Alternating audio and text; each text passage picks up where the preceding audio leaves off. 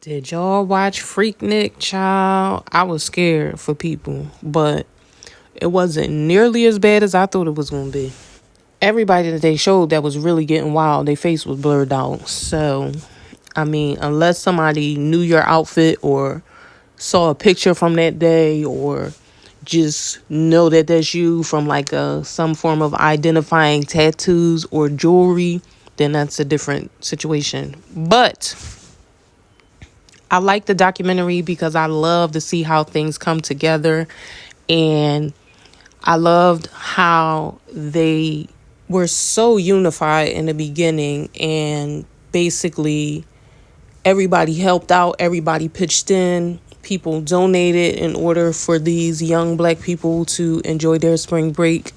And they really built something major through word of mouth because, when you had to actually do the footwork and actually hit that pavement to promote whatever it was that you were doing, it was a totally different ball game.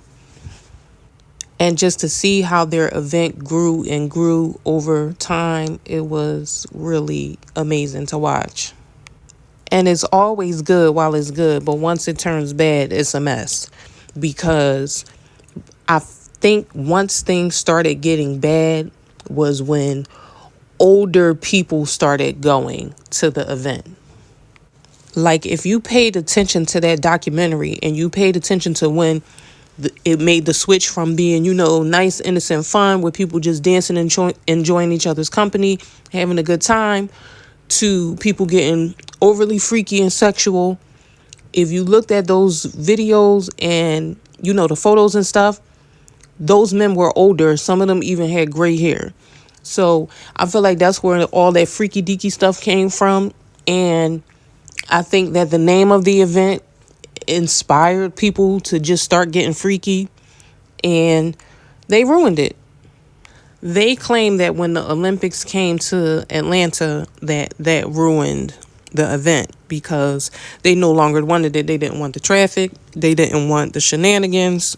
They just didn't want it. And they knew that the Olympics was going to bring in way more money than they ever could. So they basically had to sacrifice one for the other. And it's always going to be the one that is the biggest ticket. But where I personally feel like they went wrong is when they were getting pushed out of Atlanta. Like, I understand that it started there and why it started there and how and all of that, and that's all fine and dandy, but they should have kept the festival going. They should have kept the picnic going, okay? They could have moved it to another city, another state, another location, and they could have continued the spring break experience. If people traveled from near and far to come near, once you find out, or even once people would have started coming into the city, and that word of mouth would have spread just as quick as the event that, hey, it's in North Carolina this time, or it's in South Carolina, or it's in Florida. Like, they could have did something different to make it last. I was okay with the documentary all the way up until they got to the point where a young man ended up purchasing, the rights to Freaknik from Cartoon Network, and they did not support this young man when he tried to bring it back. And if you ask me, now that's what you call crabs in a barrel and a hater, because why would you not support this man if he was trying to rebuild the black spring break experience? And I get that it was a once in a lifetime thing, and it was you had to be there type of thing. And, back then, like, it was no phones and all of that. So it was a different type of vibe.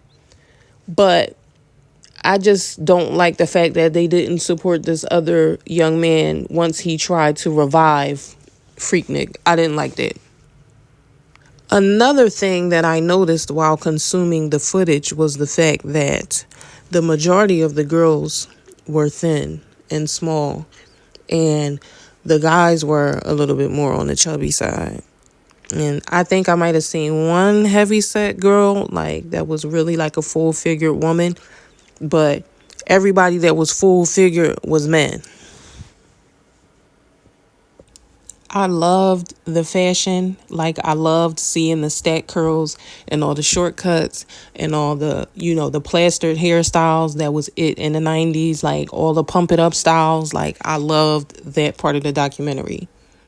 They actually need to bring the crunchy hairstyles back.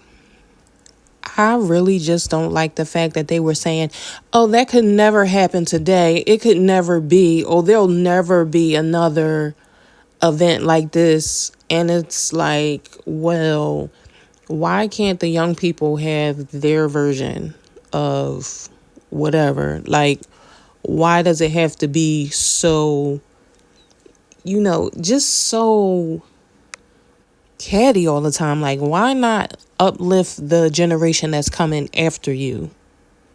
I think you should be happy that somebody would want to emulate or recreate something that you created 100 years ago.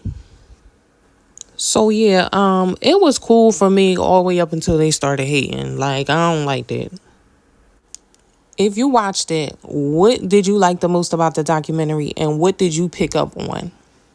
Come on down to the comments and let's talk about it.